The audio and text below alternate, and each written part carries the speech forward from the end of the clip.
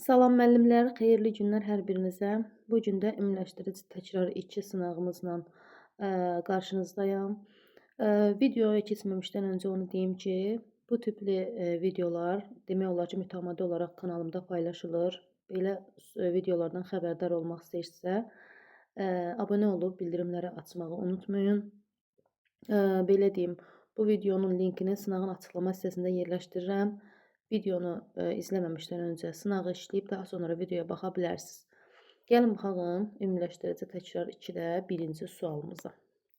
Birinci sualımız qalıqlı bölmə ilə əlaqəli bir sualdır. Deyir ki, A ədədini 48-ə böldükdə natamam qismət B qalıq 36 alınır. A ədədini 16-ya böldükdə natamam qismətdə neçə alınacaq? Hər hansı bir məhsul ədədimizdir, yəni bu ədəd A ədədidir. A-nı deyir böl 48-ə. Alacaqsan natamam qismətdə B, qalıqda isə neçə alırıq? 36. İndi qalıqlı bölmənin şərtləri var idi. Yəni, bölünənə tapmaq üçün nə edirdik? Bölünənə tapmaq üçün natamam qisməti bölənə vurub, üzərinə qalığı gəlirdik. Bu zaman A nəyə bərabər olmuş olurdu? A bərabər olurdu. 48-i B-yə vurdum. 48B. Üzərinə gəlirəm 36, yəni qalıq. Deməli, A-nın qiyməti 48B üstə gəlsin 36-dır. İndi deyir ki, A ədədini, yəni bax buradakını 16-ya böldükdə natamam qismətdə neçə alınacaq? İndi burada müxtəlif cür suallar verə bilər sizə. Deyə bilər ki, A ədədini 16-ya böldükdə natamam qismət və qalığın cəmini tapın və yaxud da qalıqda neçə alınır tapın. Daha sonra deyər ki, bax buradakı kimi natamam qismət neçədir onu tapın. Fərqli cür suallar verə bilər. Bizə lazımdır ki, 48B üstə gəlsin 36-nı 16-ya böləndə görək cavabımızda nə alınır. Deməli, 48B üstə gəlsin 36-nı ağaclı bölmə ilə 16-ya bölsək, baxıram ki, 48B-nin içərisində 16 3B qədərdir. 3B-ni 16-ya vuranda 48B verir. Xətt çəkdim, burada heç nə qalmadı. İndi 36-nın içində 16-nı fikirləşirəm ki, bax burada üstəgəlmə işarəsi var. Ona görə burada da üstəgəlmə işarəsi qoyuram. 16-nın içində də 36 3 dəfə artıq çox olduğu üçün 2 dəfə götürəcəm. 2 dənə 16-nın 32, qalıqda 4. Hələ ki bizə qalıq lazım deyil bu sualda. Çünki bizə natamam qismətdə neçə alınır deyir. Natamam qismətdə 3B üstə gəlinsin 2 alınmış olacaq. Cavabımız C deyək buna da C variantı olsun. İndi baxırıq ikinci sual. Onluğu təkliyindən 4 dəfə kiçik olan ən kiçik 2 rəqəmli ədədin təklik mərtəbəsində duran rəqəmin 3 misli ilə onluq mərtəbəsində duran rəqəmin 5 mislini tapın. Onluğu təkliyindən 4 dəfə kiçikdirsə, mən onluğuna 1 yazsam, təkliyinə 4 yazaram da. Olar ki, onluğu təkliyindən 4 dəfə, yəni 1 4-dən 4 dəfə kiçikdir. Həmin bu 2 rəqəmli ədədin təklik mərtəbəsində duran 4-dür. 4-ün deyir 3 misli. 4-ü vururam 3-ə, 12 verir. Onluq mərtəbəsində duran rəqəmin 5 misli. 1-in də 5 misli olacaq 5. Və bunların cəmini istəyir məndən. Cavab olacaq 17-yə bərabər. Cavab 17. Üçüncü suala baxırıq. Gülay saat 07:00-da yuxudan oyandı və sutkanın 12-də 1-i qədər sonra evdən çıxdı. Deməli, saat 07:00-da oyanıb, sutkanın 12-də 1 hissəsi, bir sutka 24 saat olduğu üçün 24-ün 12-də 1-i 2 saata bərabərdir. 24-ü 12-yə bölürük, 1-ə vururuq. 2 saat. Yəni 2 saatdan sonra evdən çıxıb. 2 saat gələndə 09:00 olur. Bax, saat 9-da evdən çıxır, 20 dəqiqə yol gedir. 20 dəqiqəni də dəqiqənin altına gələndə 09:20-də o getməli olan yerə çatır. Rəfiqəsi gilə yəni. Rəfiqəsi ilə birlikdə 1 saat 17 dəqiqə film izləyir. Deməli, 09:20-də çatır onlara 1 saat 17 dəqiqə film izlədim. 7, 3, burada da 10. 10:37-də bunlar filmi bitirirlər və Gülay evə qayıdır. Axı, burada qayıtmağa, gəlməyə əgər 20 dəqiqə vaxt sərf edibsə, deməli, qayıtmağa da 20 dəqiqə vaxt sərf eləyəcək. Qayıtmağa da 10 üzərinə gəlirik. 10:57-yə bərabər olmuş olur. Cavab oldu 10:57. Dördüncü sual. Ədədi 40-a bölsək, qalıqda 19 alınır. Bu ədədi 5-ə bölsək, qalıqda neçə alınır? Ədəd məsələlərində demişdim. Yəni, qalıqlı bölmədə həm burada, qalıqlı bölmə də rol oynayır da, düzdürmü? Deməli, hər hansı bir ədədi 40-a bölsək, qalıqda 19 alınırsa, deməli, bu ədəd əgər 40-a bölünürsə, deməli, 5-ə də bölünəcək. O zaman biz qalıqla işləyirik. Deməli, 19-u mən 5-ə böləcəm bu səfər. 19-u 5-ə böləndə bizə burada 40 lazım deyil. Əsas məsələ bax, buradakı qalıqdır. Qalıq əgər 19-dursa, bu ədədi 5-ə bölsək neçə alınar deyirsə, 19 ilə 5-ə bölməyimiz kifayətdir. 19-un içində 5, 3, 5-in 15, qalıqda 4. Deməli, bu ifadədə qalığın qiyməti 4-ə bərabərdir. 5-ci sual. Deyir, qabın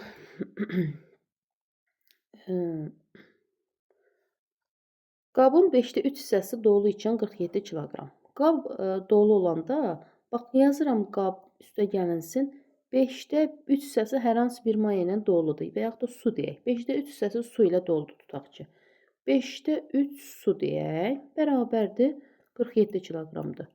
Sonra 10-da 3 hissəsi boş ikən 54 kiloqramdır. Qab olduğu kimi qalır. Qabın çəkisi dəyişmədiyi üçün ilə qab olaraq yazırıq. İndi burada fikir verin, ta götürüb qabın üstünə 10-da 3 su gəlməyin. 10-da 3 hissəsi boşdur. 10-da neçəsi doludur? 10-da 7 hissəsi doludur da su bərabərdir 54 kiloqram. Deməli, buradan tərəf-tərəfə çıxacaq. Hardan? Ən böyüklərdən ən kiçikləri çıxacaq. Ən böyüklər də burada aşağıdakılardır. Deməli, qabdan qabı çıxanda qab qalmır yerdə, heç nə qalmır. 10-da 7-dən, bax burada 10-da 7-dən çıxıram 5-də 3-ünü. Ortaq məxrəc 10, 10-u 10-a 1, bir dənə 7-dən 7 çıxılsın. 10-u 5-ə 2, 2 üçün 6 bərabərdir 10-da 1. Deməli, 10-da 1 su neçəyə bərabər oldu? 54-dən də 47-də çıxıram, 7-yə bərabər oldu. Elə təsəvvürləyin ki, deyir ki, 10-da 1 hissəsi 7 olan ədədi tap. Sən də tapırsan ki, 10-da 1 hissəsi 7 olan ədəddirsə, belə yox, 7-ni 1-ə bölürəm, 10-a vururam. Bu da eləyir 70-ə bərabər. İndi bu qab neçə litr su tutur deyirsə, bu qab 70 litr su tutmuş olurdu. 6. 4 rəqəmli ardıcıl 4 tək ədəddən 3-cü ədədin rəqəmləri müxtəlifdir. Deməli, üstə gəlirəm 4 dənə ardıcıl tək ədəd. Aha. Bax, birinci ədəd, ikinci ədəd, üçüncü ədəd, bu da dördüncü ədəd. Düzdür? Deyir ki, 4 rəqəmi ardıcıl 4 tək ədəddən 3-cü ədədin rəqəmləri cəmi müxtəlifdir. 3-cü hansıdır? Bax, buradakı. Bunun rəqəmləri cəmi müxtəlifdir. Yəni, rəqəmləri müxtəlifdir daha doğrusu. Deməli, cəmi deyir, ən az neçə ola bilər? Bax, bu 4 ədədin cəmi ən az neçə ola bilər deyirsə, biz bu 4-ünə də mümkün qədər kiçik ədədlər götürəcəyik. 3-cü ədədimizdə bizə ipucu verir. Yəni, 3-cü deyir, ədədin rəqəmləri müxtəlifdir. Deməli, ən kiçik rəqəmləri müxtəlif ədəd hansıdır? 1, 0, 2, 3 yaza bilərəm də. Düzdürmü? 1023. 3-cü ədəd 1023-dürsə, bu da 4 ardıcıl tək ədəd deyirsə, deməli, ondan əvvəlkiləri və ondan sonrakını mən yaza bilərəm. Ondan sonrakını gəlin yazaq. 1025, yəni tək dediyi üçün 24 yazmıram. Ondan əvvəlkilər 1021 və ondan da əvvəlki 1019. Düzdür? İndi bunların cəmini istəyir. Yəni, deyir ki, bunların cəmi neçə ola bilər? Buranı silək, silə bilsək. Bir dəqiqə. Bunu silirik və bunların cəmini bir-bir toplamağa başlayırıq. Başlayaq görək neçə alınacaq. Deməli, 1019-un üzərinə 1021 gəlirəm. Sonra 1023 gəlirəm. Sonra 1025 gəlirəm. Görüm hələ bunların cəmi neçə olacaq. Deməli, 9, 10, 13, 18 bir yadda. 3, 5, 7 bir də yadda. 8, 0 və 4. 4088 verdi bizə. Cavab olacaq. A variantı 4088. İndi burada biraz yaxınlaşdırım. Deməli, 7-ci sualda tənlikdir. Tənlikdə bizə burada nə deyir? Deyir ki, bu ifadənin qiymətini tapın. Görək elə bu ifadənin qiyməti nədir? Görürsən 4 mötərizəlidir. 1, 2, 3, 4 mötərizə ilə də bağlanıb normal olaraq. Və x-imiz bax burada 4 mötərizədən sonra x-imiz var. Bax, bu çərçivənin içində, bu mötərizənin içində x-imiz var. Deməli, mən sondan önə doğru hesablasam, gəlib bura çıxa bilərəm.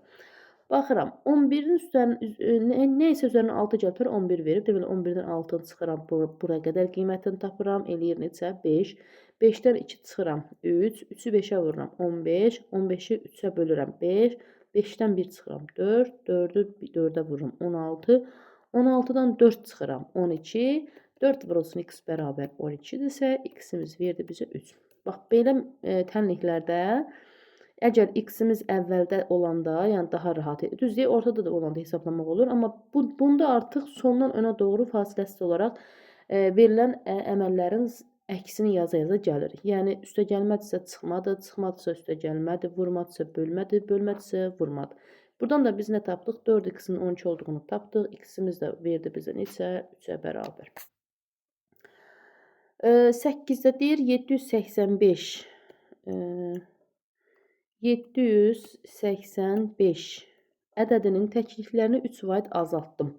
Bax, 3 çıxdım, yəni oldu 782. Onluqlarını 2 vaid artırdıqdan sonra, onluğunu 2 vaid artırmaq demək, yəni bu ədədin üzərinə 20 gəlmək deməkdir. 2, 0, 1 yadda 7, 1 də yadda 8, 802. Deyir, bunu eləyəndən sonra, yəni onluğunu da 2 vaid artırdıqdan sonra ədədi yüzlüklərə qədər yuvarlaqlaşdırsaq, hansı ədəd alınır? Təklik, onluq, yüzlük. Yuvarlaqlaşdırdım, alındı 800. Cavab oldu 800-ə bərabər. İndi bu, inşallah birinci günün dərsidir. Deyir, azalan və çıxılanı 24 vaid artırsaq, fərq necə dəyişər? Baxın, demişdim ki, azalan əgər artanda fərq də artır. Azalan azalanda fərq də azalır. Çıxılan artanda fərq azalır. Çıxılan azalanda fərq isə çoxalır. Yəni, azalanla fərq bir-birinə düz mütənasibdir. Çıxılanla fərq bir-birinə tərsdir. Yəni, onu demək istəyirəm ki, əgər azalanı 24 vaid artırdıqsa, fərq də 24 artdı. Çıxılanı 24 vaid artırdımsa, fərq 24 azaldı. Burada nə baş verdi? Burada yəni dəyişmədi qiymət. Fərqdə bir dəyişiklik olmadı. Ona görə dəyişməz yazırıq. 10-cu sualda ən kiçik 4 rəqəmli ədəd, ən böyük 3 rəqəm. Ən kiçik 4 rəqəmli ədədi yazaq. 1000-dir də ən kiçik 4 rəqəmli ədəd. Sonra ən böyük 3 rəqəmli ədəd 999. Ən kiçik 2 rəqəmli tək natural ədəd tək deyirsə 11 olar da. Deməli, ən kiçik 2 rəqəmli tək natural ədədi cəm. Deməli, 9 ilə 1, 10, 0, 1 yadda. 9 ilə 1, 10, 0, 1 yadda. 1 də yadda, 1 də. 9, 1 də yadda, 10, 0, 1 yadda, 1, 1 də yadda 2. Deməli, cavabımız oldu 2010-a bərabər. 11. 11-də deyir ki, biri o birindən 5 dəfə böyük olan 2 ədədin ədədi ortası 360-dır. Deməli, birinci ədəd x-dir, ikinci ədəd 5x-dir. Bunları toplasam, sayına bölsəm mənə verər 360. Yəni, x plus 5x-i əgər sayına bölsəm, mənə verir 360. Və yaxud da belə də yaza bilərdiniz. X mötərizə plus 5x bölünsün 2 bərabər 360. Eyni şeydir. Gəl burada hesablayaq. X plus 5x bizə nə verdi? 360-ı 2-yə vuranda 0, 720. 720 verdi. 6x əgər 720-dirsə, x-imiz bizə verir neçə? 1, 2, 0. 120-yə bərabər. İndi bu ədədlərin fərqi nəyə bərabərdir deyirsə, gəlin birinci ədədlərimizi tapaq görə ədədlərimiz neçədir? Deməli, kiçik ədədimiz 120 oldu. Böyük ədədimiz 120 vurulsun 5, yəni 600 oldu. Bunların da fərqi 600-dən 120 çıxanda 480-ə bərabər olacaq. Cavab oldu 480. 12. Rüfət 8 manat 40 qəpiyə 3 kiloqram armud və 6 kiloqram alma aldı. Bax, ümumi bundan buna cəmi 8 manat 40 qəpik pul verib. Deməli, armudun 1 kiloqramının qiyməti 1 manat 20 qəpikdir. Deməli, armud 1,20-dirsə, yəni 120 qəpikdirsə, armuddan da nə qədər alıb? 3 kilo alıb. Vuraq 3-ə, görək tək armuda nə qədər pul verib? 360, yəni 3 manat 60 qəpik tək armuda pul verib. 8 manat 40 qəpikdən 3 manat 60 qəpiyini verib armuda Bax 0, 8, 7-dən 3 çıxdım 4. 4 manat 80 qəpik də pul qalıb. İndi 4 manat 80 qəpiyə də 6 kiloqram alma alıb. Yəni bunu da 6-ya böləndə 80 qəpik düşəcək. Mənə deyir ki, 1 kiloqram almanın qiyməti neçədir? 1 kiloqram almanın qiyməti bax buradakıdır.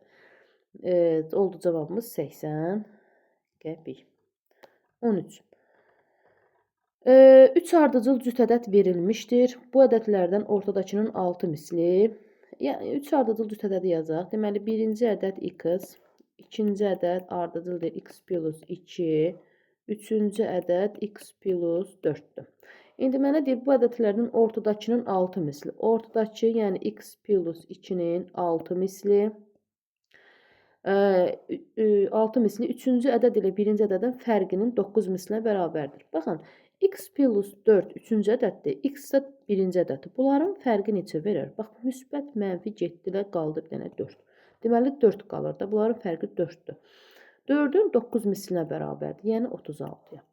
6x plus 6 üçün 12 bərabər 36-dırsa, buradan 6x-i tapanda 36-dan 12-yə çıxıram 24, x də verdi bizə 4-ə bərabər.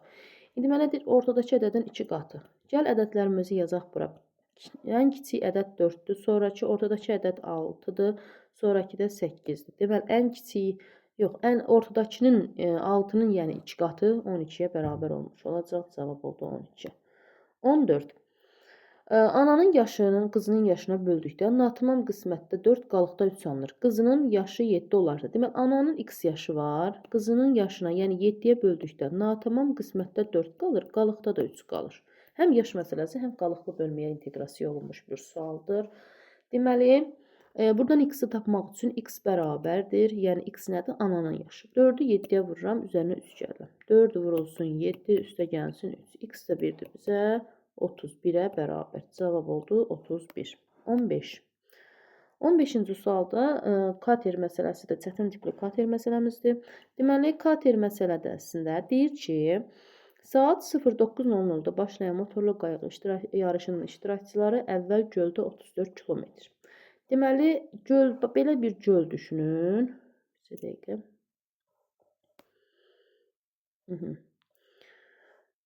Belə bir göl düşünün. Buradan belə çıxır. Gəlir bura. 34 kilometr yol gedir. Düzdür?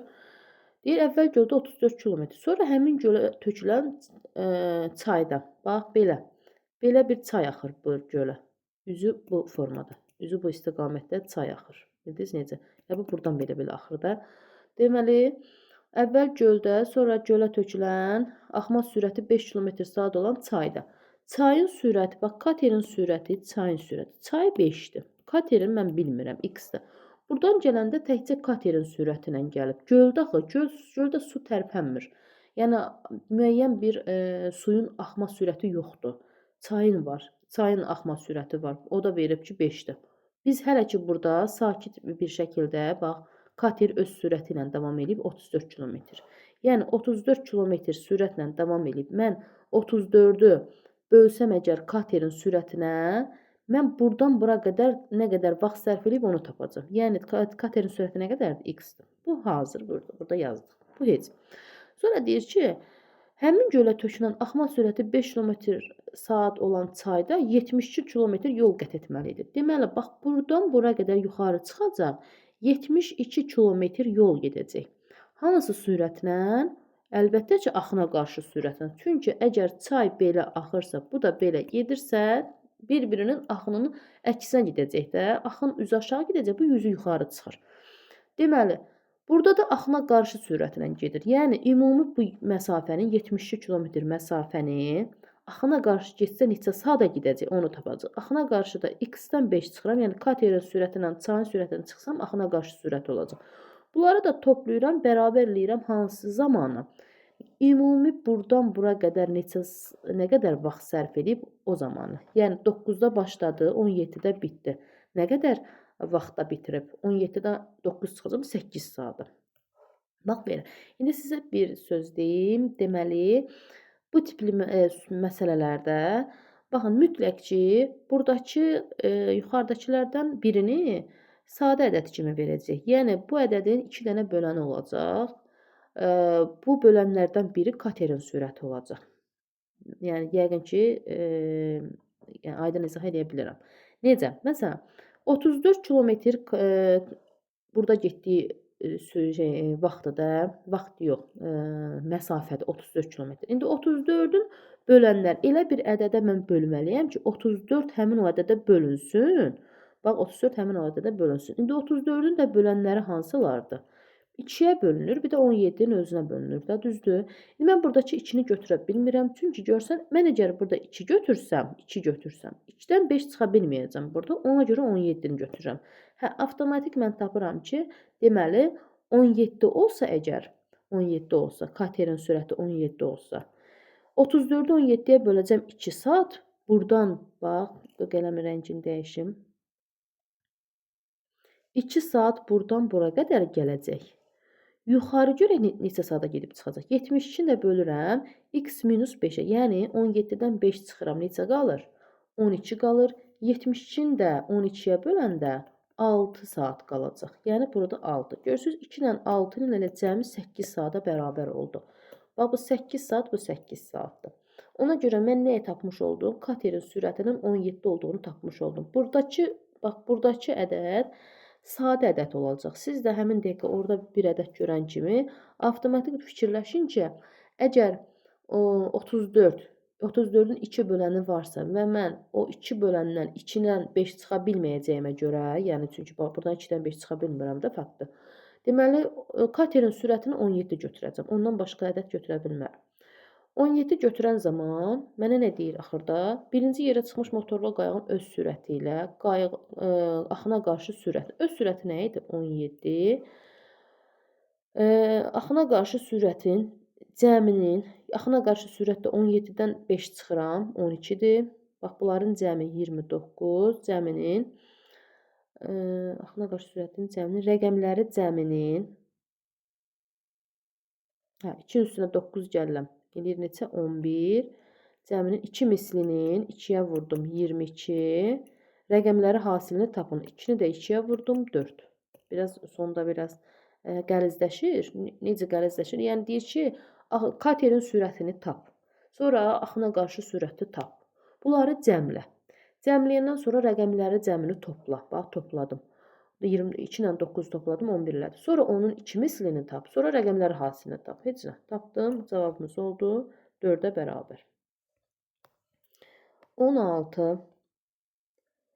Bir işi 9 işçi 2 saat işləməklə 8 günə yerinə yetirirsə, bax, deməli işçi var. İşçi. Zaman və zaman. Yazaq. 9 işçi 2 saat işləməklə 8 günə yerinə yetirirsə, eyni işi 12 işçi 4 saat işləməklə neçə günə yerinə yetirir? İndi belə baxanda deyirsiniz ki, burada çarpaz vuracaq, nə edəcək? Yox. Əgər bir işçi məsələsinin içində iş yoxdursa, bunlar tərs mütənasib olacaq. Yəni qarşı-qarşıya. Düzdür, adının haqqını vermir, yəni tərs mütənasibdir, amma biz bir-birinə düz vururuq da. Yəni 9-u 2-yə vurub, sonra vuracaq 8-ə, bax 2-yə vurub 8-ə, sonra böləcəyik 12-yə vuracaq 4-ə. Bərabərdir. Yəni bir məsələnin içində, işçi məsələsinin içində əgər işdən söhbət getmirsə, bunlar qarşı-qarşıya vurulacaq. İş olanda isə çarpaz şəkildə vurulacaq. Onu yadınızda saxlayın. Deməli, mən qarşı-qarşıya vuranda 12 ilə buradakı 2-ni ixtisar aparım. 6 burada qalır, burada 1 qalır. Düzdür? Daha sonra 4 ilə 8-i ixtisar aparıram. Burada 2 qalır. 2-ni vururam 9-a 18. 18-i də 6-ya bölürəm. 3-ə bərabər olmuş olur. Cavabımız oldu 3. 17. A sinifi kolların 3də 1 hissəsini. Deməli, A sinifi kolların 3də 1 hissəsini əkdim. Nə qədər qaldı? 3də 2 qaldı. Düzdür? B sinifi isə qalan kolların 5də 3 hissəsini əkdi. Qalan kol nə idi? 3də 2 idi və bunun 5də 3-ünü əkəndə bərabərdir. 3-lər gedir, 5də 2 qalır. Deməli, B sinifi kolun 5də 2 hissəsində əkib, B sinifi 30 kol əkibsə, deməli bu 5-də 2 həm də 30-a bərabərdir. 5-də 2 demək 30 deməkdir. Bildiniz necə? Yəni 5-də 2 hissəsi 30 olan ədədi tapırıq. Bu da eləyir 30-u 2-yə bölürük, vururuq 5-ə. Bu da verir 75-ə bərabər. Ümumi deyir kol nə qədər, cəmi nə qədər kol var idi? Cəmi 75 dənə kol var idi. 18. Cəmi 30 olan 2 natural ədəddən birinin 40%-i digərinin 20%-nə bərabərdir. Baxın, bunu kəsrlə yazsaq əgər, bax cəmi 30 olan 2 dənə natural ədədimiz var. Birinin 40%-i. 40% %40 deməkdir də. Bunu ixtisar aparsaq 20-yə, 5-də 2 olacaq. Yəni 5-də 2x üstə gəlinsin. Bu birinci ədəd 5-də 2x-dir. Üstə gəlinsin. %20 demək, yəni 5-də 1 deməkdir. Hər biri 20-yə ixtisar gedəndə 5-də 1 deməkdir. 5-də 1 x-dir. Və bunların cəmi 30-dur. Görürsünüz? Yəni 2 ədəddir. Biri 5-də 2 x-dir, biri 5-də 1 x-dir. Bunları toplasam 30 verəcək. Hər tərəfi 5-ə vururam. Hər tərəfi 5-ə vururam. 5 ilə 5 gedir. Burada 2x qalır. Üstə gəl. 5 ilə 5 gedir. Burada x qalır. Bərabərdir. 5-ə vururam 3-ə, 30-a 150. 3x əgər 150-yə bərabərdirsə, x də bərabər olur 50-yə. İndi nə deyir? Bu ədədlərin hasilini tapın. Əgər bax 50-dirsə, demirəm ki, biri 50-dir, biri nədir? Heç nə. Deməli, əgər 50-dirsə, mən də tapmışdım ki, bir ədədimin biri 50-nin ilə bir 40%-ni tapırsınız. Yəni 50-nin 5-də 2 hissəsini tapırsınız. 50-ni 5-ə bölürəm, 10, 12-yə vururam. Birinci ədədim 20-dirsə, ikinci ədədim 10-a bərabər olacaq. Çünki bunların cəmi ilə zaten 30 idi. İndi mənə nə deyir? Bu ədədlərin hasilini tap. Yəni 20 ilə 10-u bir-birinə vur, 200-ə bərabər olsun. Bildiniz necə? Belə. 200 cavabımız. 19. Deməli, baxırıq ki, deyir tərəfləri 12 və 22 olan üçbucağın 3-cü tərəfinin ala biləcəyi qiymətlərin cəmini tapın. Belə bir üçbucaqdır. Dəqiqə. Belə bir üçbucaqdır, düzdürmü? Bu üçbucağın tərəfləri biri 12-dir, biri 22-dir, biri də x-dir. Müxtəlif tərəfli üçbucaqlarda həmin bu 3-cü tərəfin ala biləcəyi qiymətlər digər iki tərəfinin cəmindən kiçik, fərqindən böyük olmalıdır. Yəni 22 çıxılsın 12-dən 12. Sonra bax bu x-i ortada yazıram və 22 üstə gəlsin 12. Niyə? Yəni bu x buradakindən böyük olmalıdır, buradakindən kiçik olmalıdır. O deməkdir. Yəni x-imiz 10 kiçikdir, x kiçikdir. 22 üzərinə 12 gəldim, 34-də. X-imiz hansı aralıqdadır? 11 və 33 aralığında ola bilər. Yəni ən balacası 11 ola bilər, ən böyüyü 33 ola bilər. İndi mənə deyir ki, 3-cü tərəfin ala biləcək qiymətlərin cəmini tapın. Yəni görək elə bu 11 və 33 aralığında neçə dənə ədəd yerləşir? Bu zaman ədədlərin sayını tapmaq üçün böyükdən kiçik çıxırdım, üzərinə 1 gəlirdim. Yəni bu düstur idi. 33-dən 11 çıxdım, 22, üzərinə 1 gəldim, 23. 11 və 33 aralığında 23 dənə ədəd var ki, həmin bu x-in yerində işlənə bilər. İndi sonra nə deyir? Həmin bax, bu 11-dən 33-ə qədər, yəni bu 23 dənə ədədin cəmi nədir? İndi buradan da hansı düsturdan istifadə edirdik? Düsturumuzu yazaq. S bərabərdir. A1 üstə gəl AN vurulsun N bölünsün 2 düsturundan istifadə edirdik. Burada A1 birinci ədəddir. Yəni hansıdır birinci ədədimiz? 11-dir. A1 11-ə bərabərdir. Ona görə 11 yazıram, üstə gəlirəm. AN nədir? Hansıdır? Yəni sonuncu ədəddir. Yəni 33 yazıram.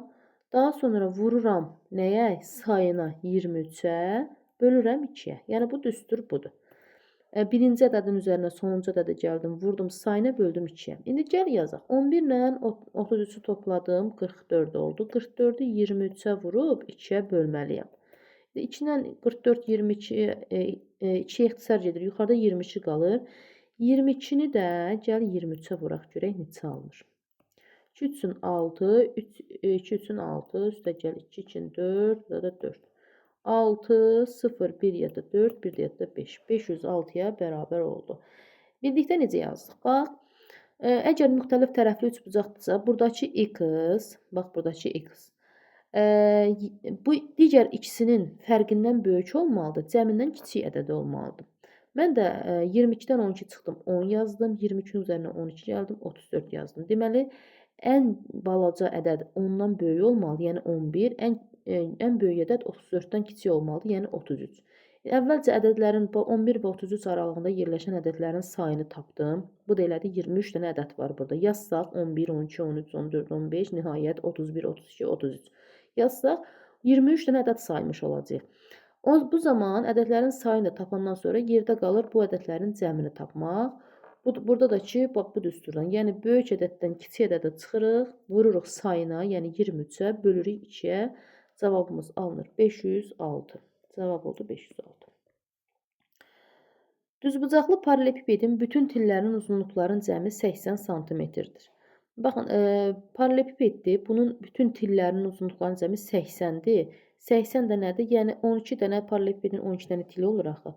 Bunları toplasam 80 verəcək. Kubun bütün tillərinin uzunluqlarının cəmi isə bunun 0,6 hissəsidir. Yəni 80-in 6 hissəsi. Nə deməkdir? 80-i 10-a böldüm 8, 6-ya vurdum 48. Deməli, 48 nədir? Santimetrdir. İndi kubun əgər tillərinin cəmi 48-dirsə və 12 dənə tili varsa, hər bir tili bir-birinə bərabər olur da kubun. 48-i 12-yə böləcəm, verəcək mənə 4. Deməli, belə bir kubdur, belə bir kubdur. Bax, belə bir til nədir? Bax, til budur. 4-dür, 4-dür, 4-dür, bax 4-dür. Hər bir tərəfi, bax bunun nəyə sayılır? Tili sayılır. Bax, xətt çəkdiyim hər bir tərəf bunun tilləri sayılır. Görürsünüz, tildir. Bunları toplayıblar, cəmi verib 48. İndi nə deyir? Kubun səthinin sahəsi nə qədərdir? Kubun da səthini tapmaq üçün neçə dənə səthi var? 6 dənə səthi var. 6a kvadrat idi də bunun səthini tapmaq düsturu. 6-nı vuracam a-nın kvadratı, yəni a nədir? Bunun tərəfi. Tərəfini də biz 4 bilirik. Yəni 4-ün kvadratına bərabərdir. 6 vurulsun 16. Bu da verir bizə 96 santimetrin kvadratı. Kubun səthinin sahəsi deyəndə, səth nədir? Bax, üzü. 6 dənə üz var. 1 üz burada, 2 üz, 3 üz, 4-cü üz arxada, 5-ci üz yanda, 6-cı üz aşağısında. Yəni 6-nı vurdum. Birinin sahəsi nə qədər idi? 4, 4-ün 16, 6-nı vurdum 16-ya. Verdi bizə 96 santimetrin kvadratı. Belə, əziz müəllimlər, deməli, ümumiləşdirici təkrar 2 sınavımızın da sonuna gəldik. Ümid edirəm ki, izah da, test də yararlı oldu. Gələn görüşənədək sağ olun.